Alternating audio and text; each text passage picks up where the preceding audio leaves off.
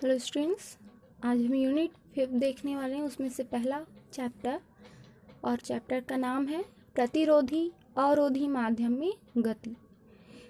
जब कोई भी पार्टिकल मोशन करता है तो उस पर कुछ न कुछ ऐसा बल लगता है जो उसके मार्ग में क्या करे, रुकावट पैदा करे। ठीक है, और वही हमारा क्या कहलाता है, प्रतिरोध या फिर अवरोध। ठीक है, तो इसमें से पहला टॉपिक हम देखते हैं, जब एक कण ऊर्ध्वाधर रेखा में गिरता है। इसमें से हमारे पास थ्योरम है, एक कण आकाश में अचर गुरुत्वाकर्षण के प्रभाव में ऐसे माध्यम में गति करता है जिसके प्रतिरोधी बल उसके वेग के समानुपातिक हैं।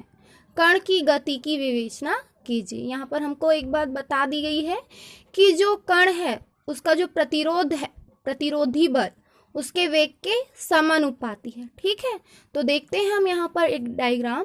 यहाँ पर O एक फिक्स पॉइंट है। इस O पर कोई पार्टिकल है जिसका प्रारंभिक वेग क्या है, 0 है। ठीक है, t बराबर 0 समय पर यहाँ पर जो पार्टिकल है उसका वेग भी 0 है और उस पार्टिकल का द्रव्यमान कितना है, m है। ठीक है, कुछ समय बाद, सपोज t समय बाद जो पार्टिकल है वो ऊर्ध्वाधर नीचे की ओर गिरना प्रारंभ करता है, अर्थात गति करना प्रारंभ करता है। तो किसी पॉइंट P पर पार्टिकल का जो वेग होगा वो क्या होगा, v होगा, और साथ ही इस पार्टिकल का जो भार होगा वो mg नीचे की ओर कार्य करेगा। ठीक है, साथ ही यहाँ O से x की जो बीच की दूरी, O से P के बीच की जो दूरी है वो क्या है, x। ठीक है, थ्योरी देख लेते हैं।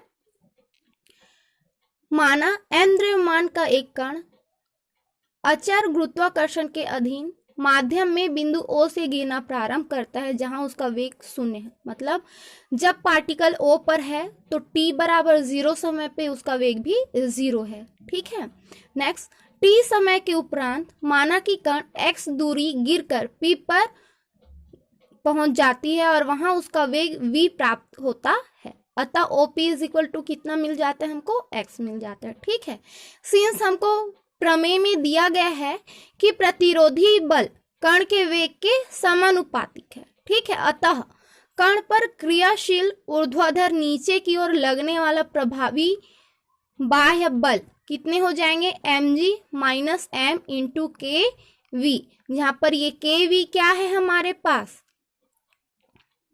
प्रतिरोधी बल है जो ऊर्ध्वाधर ऊपर की ओर कार्य कर रहा है। ठीक है, अब जहां ये हमारे दोनों पॉइंट्स बता दी हूं मैं यहाँ पर कि दोनों क्या क्या हैं, कौन कौन से बल हैं।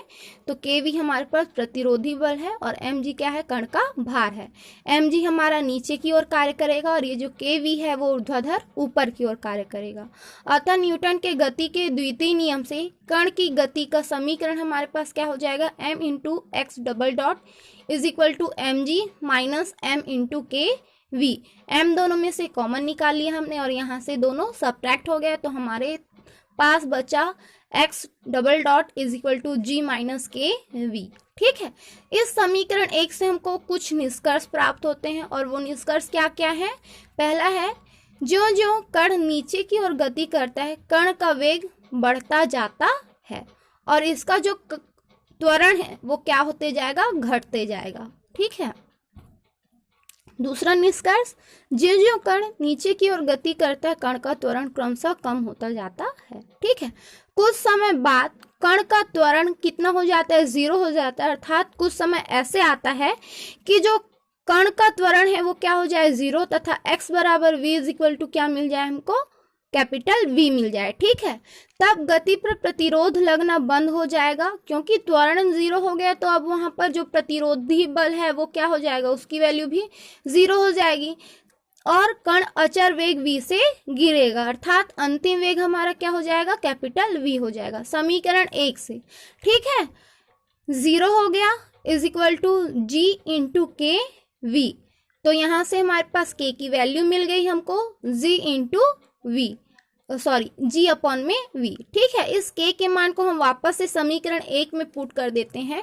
तो समीकरण 1 इज इक्वल टू हमको मिल गया x double dot is equal to g minus g upon v into small v. ठीक है, तो इस तरह से हमको ये इक्वेशन मिल गया। दोनों में से जी अपॉन वी कॉमन निकाल लेते हैं तो x double dot is equal to आ जाएगा हमारे पास जी अपॉन वी इंटू में वी माइनस वी। यही हमारा क्या था, गति का समीकरण था। ठीक है, अब इस इक्वेशन से हम कुछ संबंध भी ज्ञात करेंगे। तो इसमें पहला संबंध है हमारे पास वेग तथा दूरी के बीच संबंध। ठीक है, अर्थात x और v के बीच संबंध। ठीक, तो समीकरण 2 से ही हम आगे बढ़ते हैं।